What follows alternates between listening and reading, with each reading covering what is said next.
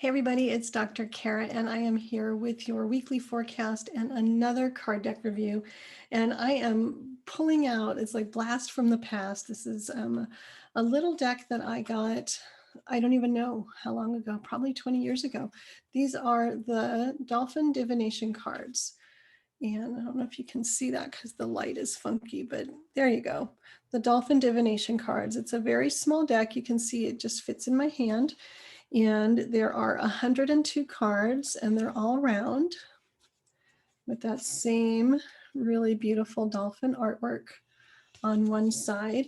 I don't use these very often. In fact, they've just been really pretty much sitting on my shelf. I love using my own cards. I love the cards I created. And so I really don't that often use other people's cards, but I've been having so much fun the last few months doing these weekly readings and exploring all these other cards that I'm just pulling everything out, all the card decks that I have. I'm just gonna pull them out and explore them again and try them out and see. So this, excuse me, this deck does not come with a guidebook, but you can purchase a guidebook separately. So I do not have that guidebook. And one of the things about this is this deck seems a little bit simplistic to me. So like, here's one card and it's, sorry, sharing. So sharing is the word. So it's just kind of simplistic. Celebration. I don't know if you can see that. Celebration. Life force. So there's nothing very, dolphin specific about these. Unconditional love.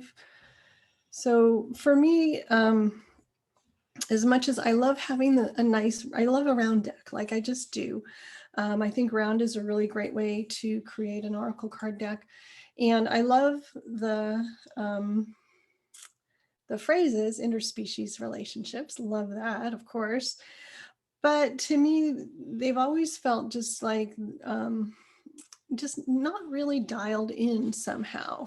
I kind of needed a little more dolphin-ness to them somehow. So I just, I kind of, I tried them out and they just didn't really resonate with me. But like I said, I'm having so much fun doing these weekly forecasts that even still I'm kind of like, whatever, we'll see, but not super excited. They just don't really ignite me that way. And I want to offer, those experiences for those of you who are considering different texts. If it doesn't resonate with me, it doesn't mean that it won't resonate with you, but I just also want to offer that as an illustration of how different decks hit different people differently. And some of them really resonate and some of them just kind of, they're kind of a miss. You could have a hit or a miss. And I think it's super important. The most important factor in choosing a deck is how you feel about it, not what somebody else says, but how you feel about it. So I've just been shuffling these 102 cards. This one popped out, and so we're going to go with these two. These two popped out. So free flow. Let's see if I can get that. There we go. Free flow and radical trust. Wow. So I have to say, radical trust. Those are some pretty big phrases, right? Free flow and radical trust. So to me, that suggests that we're going to have to get out of our heads into our hearts, take a risk. Radical trust to me implies that we're going into some unknown territory, and we're going to feel like we don't have the tools to deal with whatever comes up, and we're going to have to just trust that we do. We wouldn't be in this situation if we didn't have what we need to get through it. So it's kind of starting to make my heart beat faster because it feels to me like, oh, is something bad going to happen? I don't know. I hope not. Free flow, that is to me a very dolphin-like quality, really flowing with what's going on, being in the moment, going with it. And so I think that these two cards together are saying, whatever shows up this week, go with it. Don't worry about it. Don't hold yourself back. If there's an opportunity, say yes. You'll figure out how later. So take the dolphin with you. And that's kind of what I got from those cards. I'd be really curious to hear what you get from free flow and radical trust, and how those cards feel to you. And what's the dolphin energy behind it to you? Radical trust, I think of wild dolphins.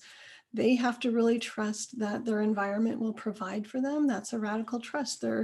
They're at the mercy of their environment that they live in. They can't go and make stuff necessarily, or travel too far. So they have to trust that what they need is available. And I think that's the same for us this week. We have to trust that what we have is enough, and that any shortcomings we see in ourselves, we will overcome.